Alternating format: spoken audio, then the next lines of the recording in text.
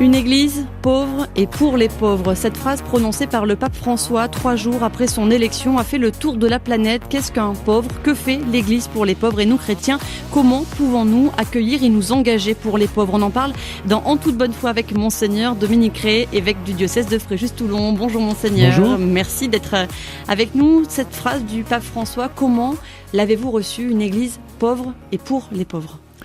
La bonne nouvelle est annoncée aux pauvres, c'est ce qui marque le début de l'évangile. Donc effectivement, intrinsèquement, le message du Christ nous renvoie à une certaine attitude, une certaine proximité, une certaine responsabilité aussi par rapport aux pauvres, en commençant par nous-mêmes, parce que les premières pauvretés, c'est nous qui les portons. Nous sommes des pauvres.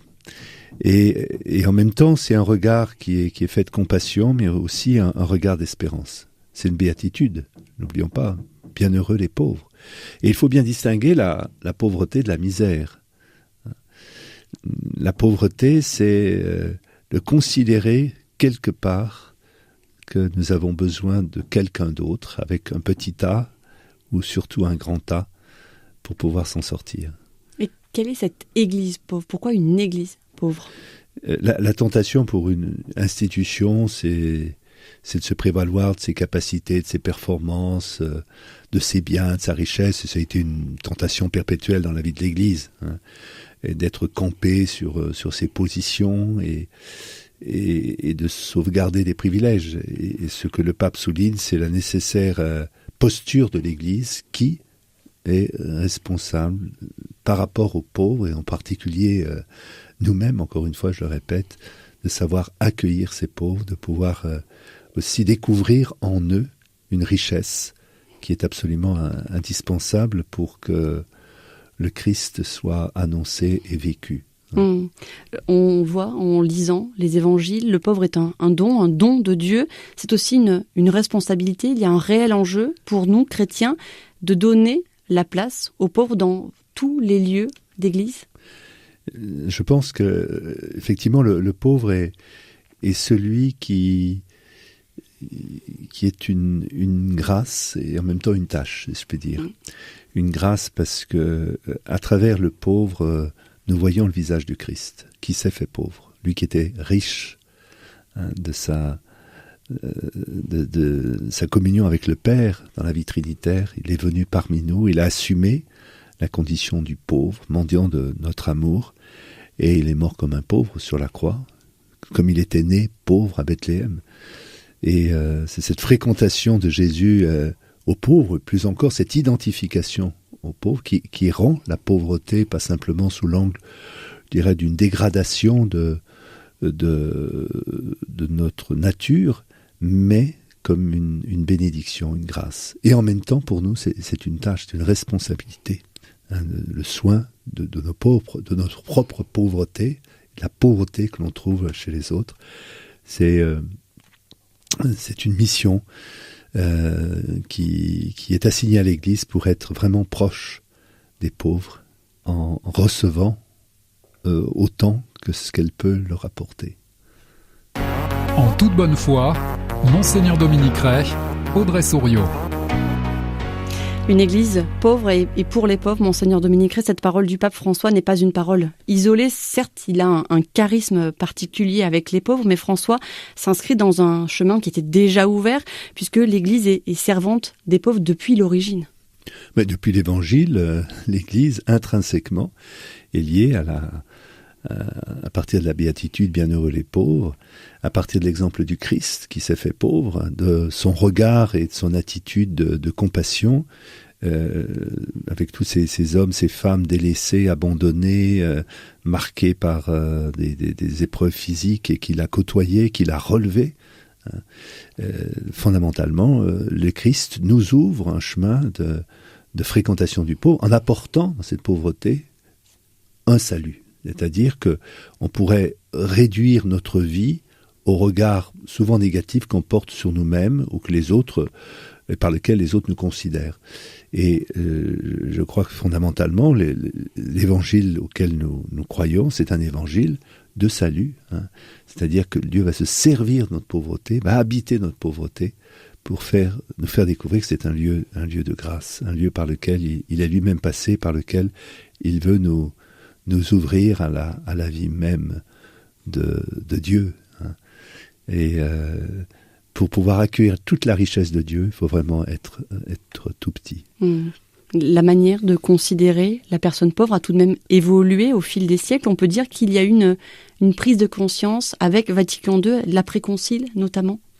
Oui, je crois que l'après-concile sur le plan pastoral, a déployé un certain nombre d'attitudes, non pas qu'avant on n'ait pas vécu aussi sous le régime de la recherche d'une pauvreté évangélique. On pense à toutes les grandes fondations, depuis François d'Assise, les ordres mendiants et toutes les communautés et les initiatives qui ont fleuri dans l'histoire de l'Église pour venir en aide aux autres. Donc, je dirais, le Vatican II s'inscrit dans cette lignée, dans cet héritage, mais il le manifeste tout particulièrement à travers aussi ceux qui ont porté le message de Vatican II jusqu'à nous. Je pense au grand pape Paul VI, qui va être bientôt canonisé, Saint Jean-Paul II, Benoît XVI et le pape François.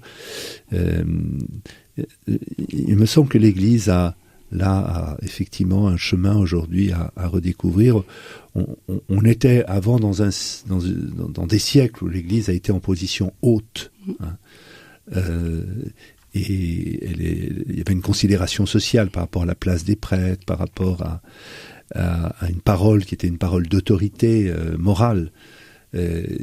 Mais aujourd'hui, l'Église est rendue plus pauvre, précisément, minoritaire dans nos pays, et donc elle est amenée à se ressaisir de cette vocation d'être une Église pour des pauvres, faite de pauvres, et à se reconsidérer à partir de cette grâce qu'a bien mis en valeur Jean-Paul II, et puis qu'a particulièrement honoré le pape François, c'est la miséricorde. Il y a un rapport très profond entre prendre conscience de la pauvreté, de nos pauvretés, de la pauvreté du monde, et puis la découverte d'un Dieu qui est fondamentalement un Dieu de miséricorde, c'est-à-dire dont le cœur s'ouvre sur la misère, sur la pauvreté humaine. Finalement, le pauvre nous fait découvrir le vrai visage de Dieu, qui est un visage paternel et miséricordieux. Sur RCF, Monseigneur Dominique Ray, évêque du diocèse de Fréjus-Toulon. Évangéliser les pauvres, c'est la mission de Jésus, c'est aussi la mission de l'Église et de tout baptiser dans l'Église. Dans le diocèse de Fréjus-Toulon, c'est mis en place depuis 1982 une diaconie de la charité. C'est important d'accorder les paroles et les actes. Monseigneur Dominique Ray. Ça participe de la cohérence de notre message. Il ne suffit pas de dire « je suis chrétien », il faut que ça se voit. Hein. Je pense à cette réflexion que faisait un enfant qui s'adressait à son père. Cet enfant venait d'être confirmé et il se tourne vers son père et lui dit « Papa, je voudrais vraiment que toi aussi, tu sois habité par l'Esprit Saint. » Alors son père doit répondre « Bah oui, j'ai l'Esprit Saint depuis mon baptême, j'ai aussi été confirmé. » Alors l'enfant, interrogatif, à la suite de cette réponse de son père, réfléchit un peu, lui dit « Bah alors papa, je prie pour que ça se voit. » Voilà, donc je crois que la miséricorde à laquelle nous croyons, qui est le message central que nous lègue l'Église, que nous transmet le Christ, elle a besoin de nous pour s'incarner. Et effectivement, dans notre diocèse, nous avons vu se développer un certain nombre d'œuvres aux côtés de ce qui se faisait habituellement, le Secours catholique, les Caritas, l'Ordre de Malte, les conférences Saint-Vincent de Paul, et tant aussi d'initiatives qui touchent les plus démunis, les plus isolés, les personnes malades ou âgées. Et elle a pris dans notre diocèse une caractéristique particulière sous la forme de ce service de la diaconie. La diaconie, c'est l'Église en posture de service vis-à-vis des plus pauvres. Donc c'est pas relégué à des organismes extérieurs à la vie ordinaire de l'Église, mais aider l'Église elle-même dans les paroisses, dans toutes ces réalités, de prendre en compte, au cœur du dispositif pastoral, de prendre en compte cette dimension de la diaconie. Rappelez que chaque communauté chrétienne, chaque chrétien, doit exercer une diaconie de la charité. Le pape Jean-Paul II soulignait qu'il y a, dans ce mot diaconie, qui veut dire service, il y a différents services. Il y a une diaconie de la vérité, disait-il.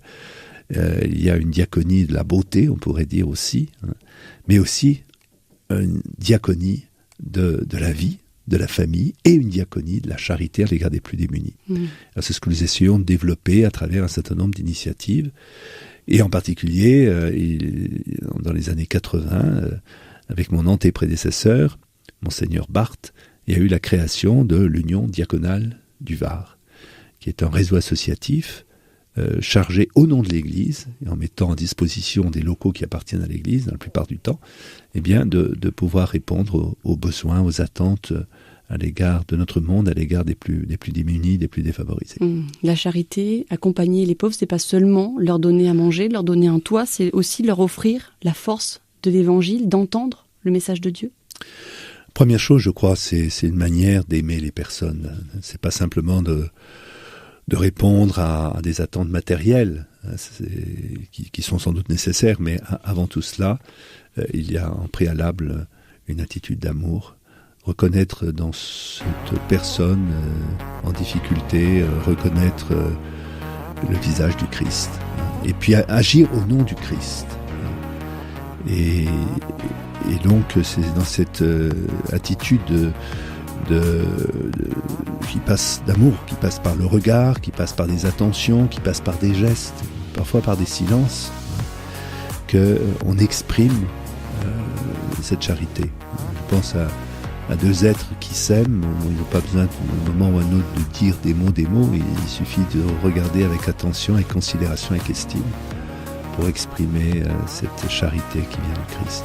Un grand merci, Monseigneur Dominique Rey, d'avoir été avec nous. Je rappelle que vous êtes l'évêque du diocèse de Fréjus-Toulon. Et puis, j'invite nos auditeurs à relire la lettre pastorale « Servir dans l'Église » que vous aviez publiée en 2002. Elle est disponible sur le site du diocèse-fréjus-toulon.com.